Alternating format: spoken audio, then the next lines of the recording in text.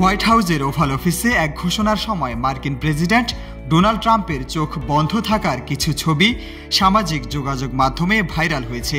এই ছবি ব্যবহার করে তার সমালোচকেরা প্রেসিডেন্টের কার্যদক্ষতা নিয়ে প্রশ্ন তুলেছেন। গত বৃহস্পতিবার ওষুধ নিয়ে ঘোষণার সময় ট্রাম্পকে চোখ বন্ধ করতে খুলতে হিমশিম খেতে এবং মাঝে মাঝে চোখ কচলাতেও দেখা যায়। ক্যালিফোর্নিয়ার গভর্নর গ্যাভিন নিউসমের প্রেস অফিস ছবিগুলো পোস্ট করে লেখে, ডোজি ডন ফিরে এসেছেন। তবে হোয়াইট হাউসের মুখপাত্র টেইলর রজার্স CNN-কে জানান, প্রেসিডেন্ট ঘুমাচ্ছিলেন না। তিনি বক্তব্য দিয়েছেন এবং সাংবাদিকদের প্রশ্নের উত্তরও দিয়েছেন। ব্যর্থ মিডিয়া একটি বাজে ন্যারেটিভ প্রচার করেছে। ৭৯ বছর বয়সী ট্রাম্পের স্বাস্থ্য নিয়ে প্রশ্ন আগেও বহুবার উঠেছে। গ্রীষ্মকালে হোয়াইট হাউস জানিয়েছিল ট্রাম্প ক্রনিক ভেনাস ইনসফিসিয়েন্সিতে ভুগছেন, যা শিরার একটি অবস্থা। ঘোষণার আগের দিন তিনি ১ ঘন্টারও বেশি সময় ধরে বক্তৃতা দেন এবং গত মাসে এশিয়া সফরও শেষ করেছেন। তবে সব প্রেসিডেন্টকেই মাঝে মাঝে ক্লান্ত দেখায়।